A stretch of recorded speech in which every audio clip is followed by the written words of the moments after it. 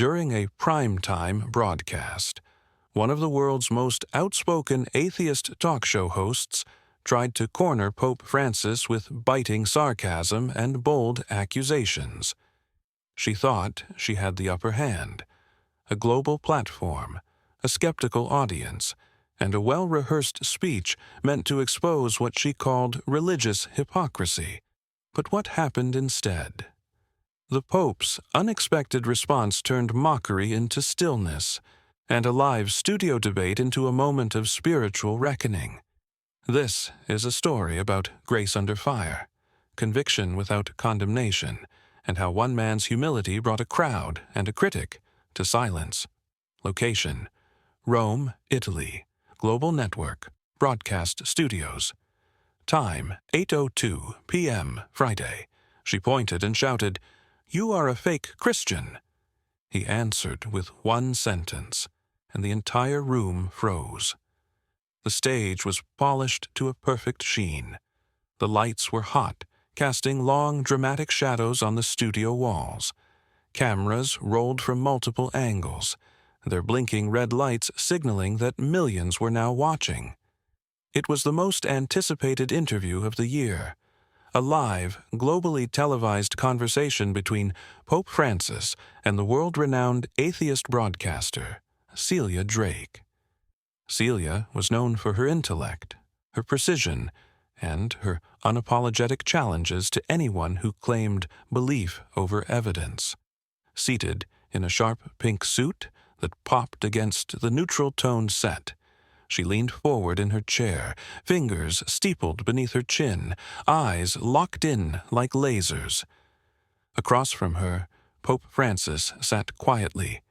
No entourage, no script, just his simple white robes, slightly wrinkled from the day's wear, and his folded hands resting gently on his lap. He looked out at the studio lights, calm as if seated beneath a cathedral dome. The contrast between the two couldn't have been more striking. One trained in provocation, the other rooted in peace. Audience members held their breath. Technicians tapped buttons in their control rooms. Social media hashtags were already trending before the first word was spoken. Celia broke the silence first. "Your Holiness," she said, her voice crisp, "millions are watching. Most are hoping you'll answer what no one else has been able to. Why do you still believe?" Pope Francis didn't blink. He smiled gently, the kind of smile that made it seem like the answer was not coming from a position of defense, but from a place of stillness. The air between them crackled with the weight of the moment. It was not just a question. It was a challenge, a test, a stage set for sparring. And yet he didn't treat it like a battlefield. He leaned forward slightly, hands still folded, and replied, "Because I have seen what silence cannot explain, and I have felt what science cannot measure. No gasps, no rebuttals, just a hush, the kind that feels like the edge of something holy or dangerous." The interview had only just begun. Have you ever watched someone walk into a verbal ambush with nothing but peace in their pocket? Celia Drake built her name not through celebrity gossip or lifestyle fluff, but through unapologetically sharp, intellectually aggressive interviews. Her program, Unfiltered, had amassed 50 million loyal viewers around the globe. Her fans loved her for one reason. She asked the questions others were too afraid to ask, and she never let belief trump logic. Presidents had stumbled under her scrutiny. Billionaires had sweated.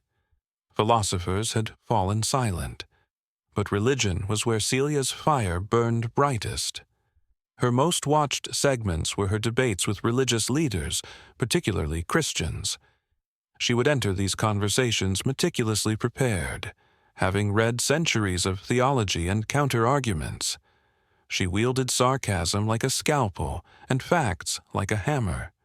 Few who sat across from her left unbruised. Her studio, decorated in soft gray tones and modern finishes, gave a deceptive calm. But for her guests, it was a crucible. Each chair had heard confessions and breakdowns. For years, she'd dreamed of getting a pope on her show. But not just any pope. This pope, Pope Francis, had fascinated even his critics. Born Jorge Mario Bergoglio in Argentina, he had chosen simplicity over ceremony long before he wore the white robe. He gave up the lavish papal apartments to live in a modest guest house. He washed the feet of prisoners. He insisted on using a Ford Focus instead of the papal limousine. His papacy was marked by a different kind of authority, one that didn't posture. Instead, he leaned into pain, especially others. He visited refugee camps not for headlines, but for listening. He stood in silence at massacre memorials. He embraced the disabled and kissed the faces of the forgotten. So when Celia's producers secured a date for the interview, the media world went into overdrive. The announcement alone broke streaming records. It wasn't just going to be a ratings win. It was going to be a cultural moment. Celia prepared for weeks.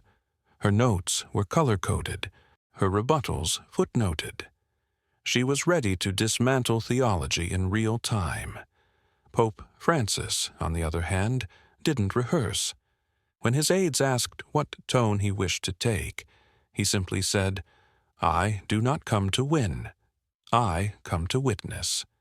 He insisted there be no pre-interview screening, no approved questions. "Let her ask whatever she needs to ask. I will answer from the truth I know." Behind the scenes, he asked a simple question that echoed long after it was spoken. What good is belief if we cannot sit across from those who challenge it? For Celia, this was a match. For Pope Francis, it was a meeting. For the world, it was a question mark painted with light. Producers expected fireworks. Viewers expected debate. But something shifted the moment they sat across from each other. The bright lights, the hush of the studio, the contrast between her power suit and his plain white robe. It wasn't a battlefield. It was a threshold. And when the conversation began, it did not start with anger or defense. It started with a question, then a smile, then a whisper of something rare on screens, humility. Celia came ready for a theological showdown, but what she encountered was something she hadn't prepared for. Peace. Have you ever seen someone prepare for a fight and meet forgiveness? Instead, 5 minutes into the live broadcast, the tone shifted. Celia Drake, sharp and composed, leaned forward with surgical focus. You represent a church that turned away from science, condemned love, and wears gold while people starve. There was a nervous clap from the audience, a cue, perhaps, that this was the moment they'd come for. The challenge, the strike. Celia didn't pause. "Tell me," she said, her voice rising, "how does that align with Christ? You're a fake Christian." Gasps swept across the studio. One cameraman flinched. The camera zoomed in on Pope Francis. But he didn't flinch. He didn't frown. He didn't clear his throat or shift in his seat. He simply nodded. Then, softly, he said, "If being Christian means looking perfect, then I agree. I'm not that." The silence that followed was unlike any silence broadcast before. Not empty, not awkward, full, heavy with something sacred. Even Celia paused. Her expression, once carved from certainty, flickered with confusion. She had come armed with centuries of criticism and contradiction. But here sat a man who refused to wear armor. No counterattack, no rebuttal, just stillness. The Pope didn't continue immediately. He let the moment breathe, and then he added, "I do not wear the faith like a medal. I wear it like a question I keep trying to answer." Celia blinked. The studio lights felt warmer now, like they had dimmed slightly. Or maybe the mood had shifted so deeply that the glare no longer mattered. The audience, still stunned, leaned in. Pope Francis didn't raise his voice. He didn't match Celia's tone. He didn't try to impress with Latin phrases or theological jargon. He simply told the truth he had lived. We have failed in many ways. We have hidden behind walls. But Christ never asked us to defend the church. He asked us to love people. And sometimes we forget. Celia sat back slowly. It wasn't defeat. It was surprise. Her audience, used to verbal takedowns, was now hearing something they weren't sure how to categorize, because it wasn't debate. It was something else. A man accused, not defending, but confessing. And by doing so, he had made the room his own. Have you ever seen someone disarm anger without even raising their voice? Celia hesitated for the first time in the interview. Her rhythm, once sharp and seamless, faltered. She glanced at her notes, then looked up. But, don't you feel responsible for centuries of injustice? The question was still firm, still pointed, but something had shifted in the delivery. Less fire, more curiosity, as if the ground had tilted under her. Pope Francis didn't react with surprise. He leaned forward slightly, hands still folded, voice as gentle as before. "Yes," he said. "Yes, I do." The studio stilled, not because he had admitted fault, but because he had not hesitated to. And that's why I spend each day in the slums and prisons, not palaces. He reached into his robe and slowly pulled out a small, creased photo. The image showed him embracing a man with visible signs of leprosy in a crowded refugee camp. No cameras, no stage, just two people, shoulder to shoulder. He handed it to Celia without flourish. "I cannot fix the past," he said, "but I can choose to serve in the present." Celia took the photo, holding it longer than expected. Her lips parted, but no words came out. The moment stretched, not for drama, for reflection. She finally spoke, her voice quieter now. "Do you ever doubt?" Pope Francis nodded. "Every day." He smiled slightly, not with pride, but with honesty. "But doubt doesn't make me weak. It keeps me searching. It reminds me that I am not God, only someone trying to follow him." Celia's fingers played with the edge of the photo. Her posture had softened, her expression more open. The combative tone had dissolved. The audience, sensing the shift, had stopped reacting. They were no longer watching a match. They were witnessing a meeting. Celia set the photo gently on the table. Her pen sat idle. She wasn't out of questions, but something inside her had changed. Her voice didn't need volume anymore. It needed direction, and Pope Francis gave it freely. He didn't use the moment to condemn institutions or defend doctrines. He spoke like a man who had walked through pain, seen broken systems, and still chose to believe that love was worth trying again. He spoke of orphans he had cradled, inmates who had written him poetry, women who had whispered prayers of hope after losing everything. He did not offer perfect answers. He offered presence. Celia listened, fully, visibly. The interview had reached its turning point. It was no longer about argument. It had become about understanding, and sometimes that is the most radical transformation of all. Have you ever seen a critic run out of questions, not because they were silenced, but because they were heard? The energy in the studio had changed entirely. Where once there was the tight coil of confrontation, now there was stillness, not the kind born of tension, but of unexpected peace. The live audience began leaning forward, not in skepticism, but in awe. What had started as a battle of worldviews had become something gentler, something harder to define. People weren't waiting for the next rebuttal. They were listening. Celia sat across from Pope Francis, not as a challenger now, but as someone realizing she'd entered a conversation far more intimate than planned. She glanced at her next question, then set it aside. "Why haven't you tried to convert me tonight?" she asked softly, her voice no longer sharp, but sincere. Pope Francis smiled, not out of triumph, but as if he were welcoming her into a shared secret. "Because I'm not here to change your mind," he said gently. "I'm here to understand your heart." The words hovered in the air, quiet but radiant. They did not press, they invited. For a moment, the audience forgot about the cameras. Technicians in the control room stopped cutting between angles. There was nothing to enhance. This was the moment. Celia blinked, once, twice, then reached into her jacket pocket and pulled out a tissue. She dabbed her eyes, not dramatically, just honestly. "I wasn't ready for this," she whispered into the mic. It was not the admission anyone expected from the woman who had once reduced scholars to silence. But this wasn't defeat. This was revelation.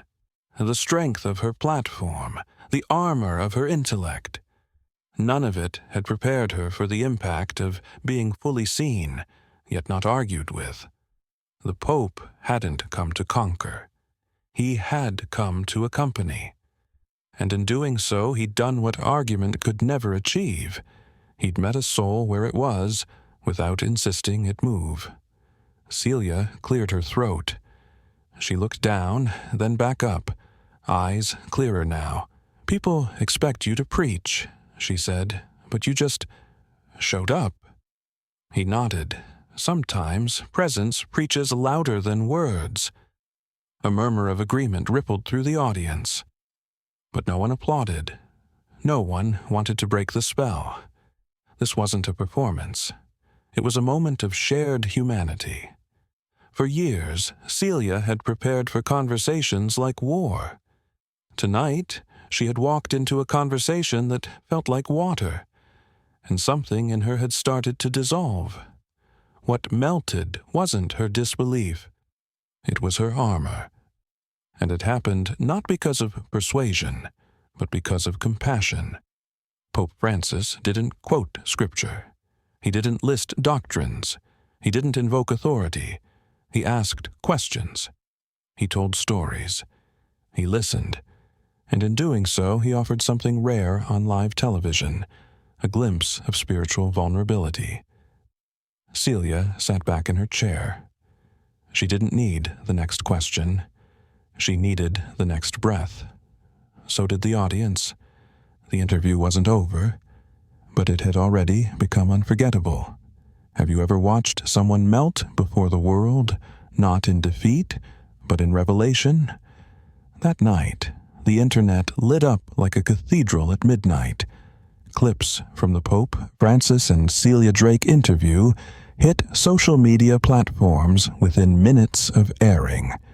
What had happened in the studio was already being shared, dissected, and praised before the final credits rolled.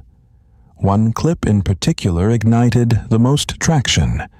The moment when Celia accused the Pope of being a fake Christian, and his calm, unflinching response. His words, "If being Christian means looking perfect, then I agree, I'm not that," became the centerpiece of a worldwide conversation. News outlets picked it up immediately. Pope Francis turns attack into grace, one headline declared. Another read, "Celia Drake meets her match, and it's mercy." Major talk shows replayed the segment. Influencers quoted it. Pastors preached on it. Atheists, too, commented with unexpected praise. On popular secular forums, one user wrote, "I don't believe in God, but that's what a real spiritual leader looks like." The hashtag number sign, not that trended for over 72 hours. People used it to confess their own imperfections, their own moments of grace. Tweets read, "I'm not always kind." Not that, or "I still have doubt." Not that, but "I'm trying." It was as if something collective had cracked open. The vulnerability from the broadcast had spilled beyond the studio and into the world. Even satire sites held back. Late-night comedians acknowledged the clip with rare sincerity. A popular host said, "I thought this would be another battle of ideology. What we got was a masterclass in humility." The meme world, never far behind, responded too. Images of the Pope smiling next to fiery captions from Celia's questions circulated widely. But instead of mockery, the tone was reverent. One image read, "Called a fraud, answered with peace." Churches used the moment in sermons the following Sunday. Youth groups recreated the scene in short skits. Educators discussed it in ethics classes. Psychologists cited it in articles about emotional regulation and spiritual maturity. Celia Drake herself went viral, but not in the way she usually did. This time, the applause wasn't for her takedown. It was for her tears. A slow-motion clip of her dabbing her eyes circulated under the caption, "This is what it looks like when someone finally feels heard." No one had expected this. The network reported record viewership. Replays broke streaming records. International news programs aired subtitled versions. And for one rare moment, people around the world were discussing the same thing. Not a scandal, not a war, but a whisper of grace. Pope Francis, when asked the next day if he'd expected such a response, simply said, "No. I expected to be misunderstood. But sometimes the heart knows what the headlines do not." He declined follow-up interviews. He asked for no credit. It was not a performance, he told his aides. It was a conversation. And that was perhaps the secret of its power. The world is used to seeing ideas win or lose. But this time, it wasn't about victory. It was about presence. It was about the kind of strength that doesn't need to shout. In a news cycle addicted to outrage, the clip of Pope Francis and Celia reminded people what it looks like when peace refuses to retreat. Have you ever seen grace become more powerful than victory? The days that followed the broadcast were unlike anything Celia Drake had ever experienced. Her inbox flooded. Comment sections overflowed. Calls came in from networks, journalists, universities, even religious leaders. Some praising her restraint, others moved by her vulnerability. But the most unexpected moment came during her own follow-up broadcast. She sat alone on her usual stage, no guest across from her, no suit of sarcasm, no bullet-point agenda. Looking into the camera, she folded her hands. "That conversation changed me," she said quietly. He didn't argue. He cared. There were no edits, no dramatic pauses, just raw reflection. "For the first time in a long time," she continued, "I wasn't performing. I was being seen. And I didn't know how much I needed that until it happened." The episode ran shorter than usual. There were no headlines to debate. Just a woman admitting she had experienced something rare on live television, presence without performance. Her ratings soared. But more importantly, so did the letters. Thousands of viewers wrote in. Some were religious, many were not. But the common thread wasn't agreement. It was gratitude. One viewer wrote, "I've never believed in God, but watching someone meet fire with grace made me believe in something again." Another said, "Your tears gave me permission to cry about things I thought I had to stay strong through." The show's producers were stunned. They had expected applause for the confrontation. What they got was reverence for the connection. Schools began playing the interview in media ethics classes. Seminaries used it to teach humility and leadership. Counselors shared it with clients learning how to navigate conflict without aggression. And all the while, Pope Francis stayed silent. He declined all follow-up interviews. politely turned down every invitation. Spokespeople released only a single statement. The point was never to win airtime. It was to meet someone in hers. It was this refusal to capitalize that spoke loudest. While networks replayed the clip, while the public dissected every pause and phrase, Pope Francis returned to his routine. Morning prayers, quiet walks, visits to hospitals and shelters where no cameras followed. He never posted about the interview, never referenced it again. But those who walked beside him said he smiled a little more that week, as if peace had landed where he'd hoped it might. Celia's show changed, subtly but unmistakably.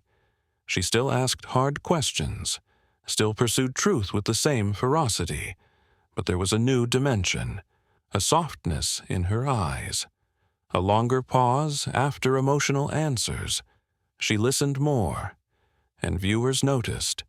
Her follow-up episodes featured guests she would have once dismissed, faith leaders, trauma survivors, hospice chaplains. She no longer demanded they defend themselves. She invited them to share. And through it all, she never stopped referencing that night. Not directly, but always with phrases like, "in one of our most honest conversations," or, "a guest once reminded me, the transformation wasn't loud, it was lived." Viewers called it the shift. One commentator said, "It's not just Celia that changed.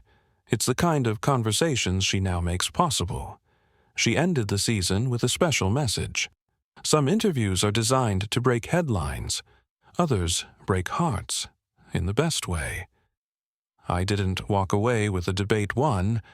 I walked away with something better, an understanding. She paused, then added, "And isn't that what we're all searching for, really? Not to be right, but to be real." Have you ever seen someone walk away from fame because the mission was deeper? In the days and weeks following the now legendary interview, something extraordinary happened, not just in ratings, but in hearts. Across Italy and in corners of the world that rarely agreed on anything religious, people began talking to each other in new ways. It wasn't about conversion or consensus. It was about curiosity. The interview had modeled something rarely seen in the public square: disagreement without dehumanization. That kind of encounter planted seeds. Churches across Europe and South America began launching interfaith and secular religious forums. They didn't invite participants to debate doctrine. They asked them to share meals, to tell stories, to listen. A cathedral in Milan began holding monthly roundtables with humanists, skeptics, rabbis, and priests. A mosque in Istanbul invited a Catholic bishop to discuss mutual community outreach. Even student groups on university campuses began organizing bridge dinners, where students from differing worldviews ate together in silence for the first 5 minutes, then discussed whatever was on their hearts. Teachers around the world downloaded clips of the interview for their ethics and civics classes. They asked students not to analyze who was right, but to explore why it felt different from most televised conversations. A school in Nairobi reported that students began requesting to start class with just 5 quiet seconds, inspired by the Pope's phrase, "God speaks loudest when we are quietest." Meanwhile, Celia Drake took her transformation seriously. She didn't rebrand her show. She didn't drop her edge. But she created a new recurring segment called Bridge. Each week, she brought together guests with deeply opposing views: environmentalists and oil executives, clergy and activists, politicians and teenagers. But the rules were different. No interruptions, no scoring points. Only one mic passed back and forth. And each segment ended with both guests being asked, "What surprised you about the other?" Audiences grew, not because of the drama, but because of the humanity. Letters flooded in.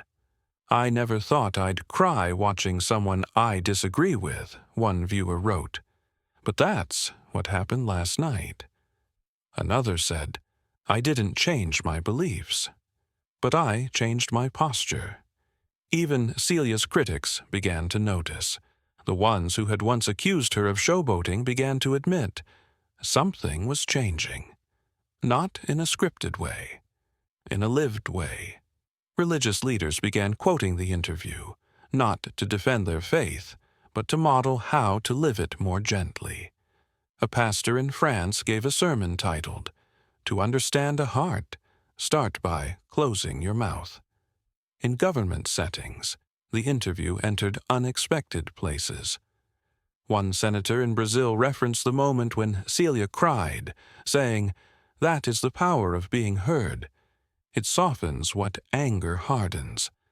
The Vatican quietly launched a global initiative encouraging community centers and parishes to partner with local secular organizations.